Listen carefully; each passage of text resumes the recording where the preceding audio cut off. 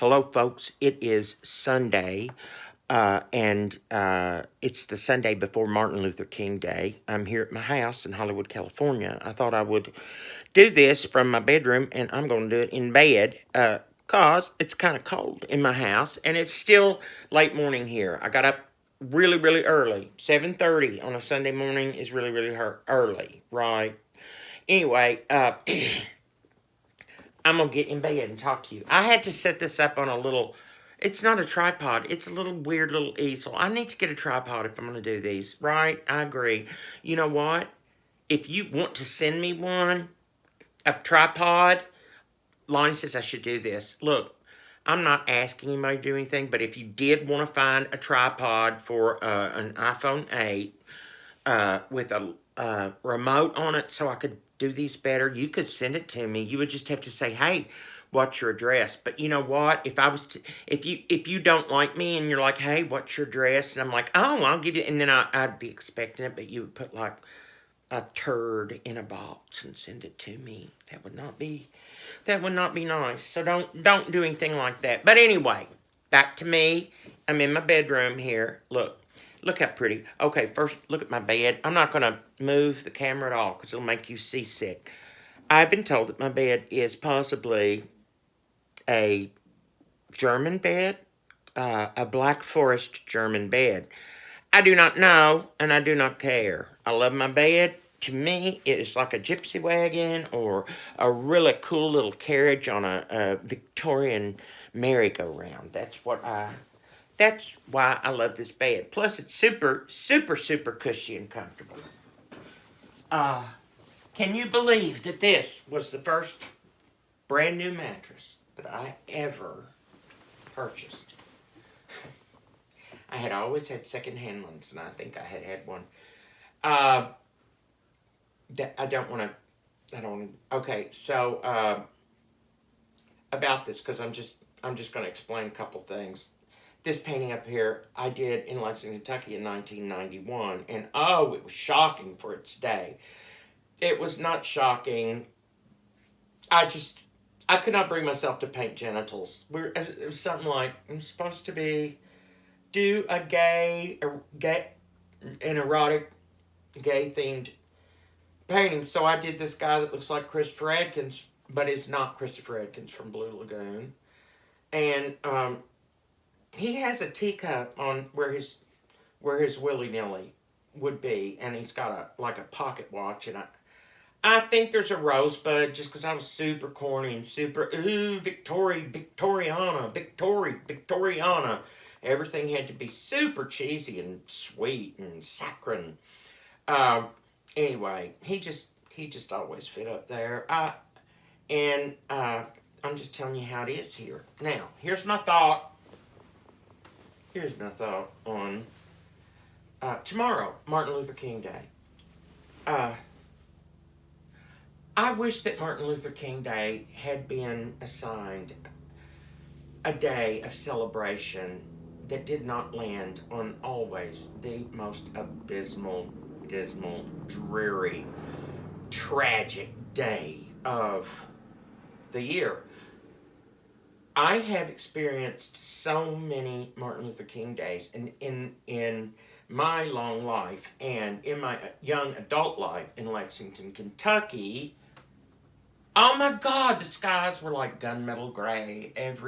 I don't ever remember having any money in my pocket on Martin Luther King Day or any little happy treat on Martin Luther King Day.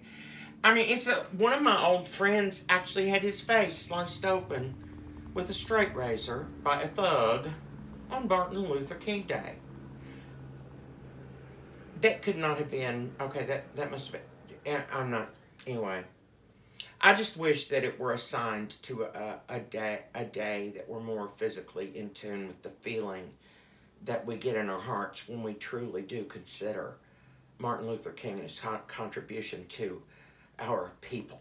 And I say our people. We are all one people. We are all one people. Okay, so the other thing is this. I have to go to the grocery today. And sometime when I have to go to the grocery, I think of going to the grocery when I was a little boy. In Bloomfield, Kentucky, we usually shop at Wright's Grocery. But because it was like kind of in the family, and my grandfather had owned this grocery store, and then he sold it to my uncle by marriage, who then sold it to his brother, who's is the father of the man who came to be my very best friend in my whole life, but he became that when we were little kids, growing up 3, 4 houses from each other in our little neighborhood. So we reminisce a lot because he's that one friend. Boy, when you can say remember when, and then they go, oh, do I, and then they add something that you had forgotten. He is that friend. Okay, we all need those friends. So I was reminiscing about. Here was the thing. Daddy would always go to the grocery store first thing on Saturday mornings, and he'd say, "Come on, boy, go to the grocery with me." And I would say, "Okay," because my dad and I were real tight when I was little, and we were always the first ones to show up at Wright's Grocery. And either we would get there just as either empty or Hook would be. They would raise the shade on the old green front door, and then they would flip the sign from closed to open. Come on in.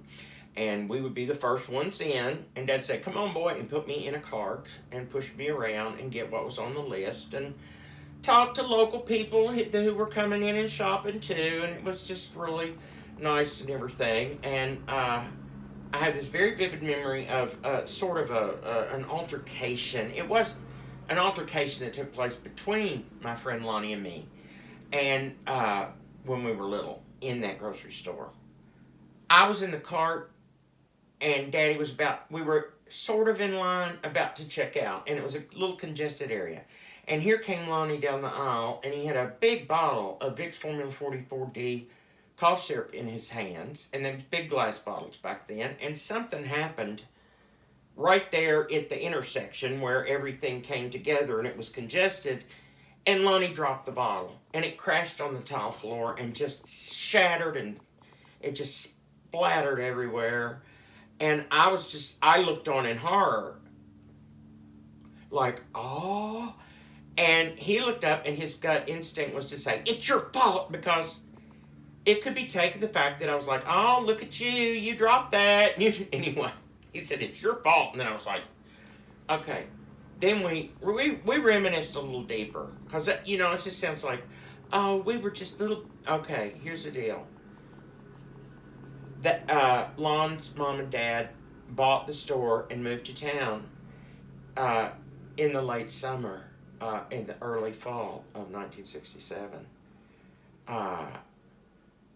They moved to town just before I entered the first grade. Now, I will tell you that I would have been okay. I was still 5 when they moved to town. So I thought, wow, I was still being pushed around a cart when I was 5 years old. And Lonnie said, I didn't start to work at the store until I was 10 years old, and really was never really around there until I worked there. And then we did the math on that, which Lonnie turned 10 in 1968.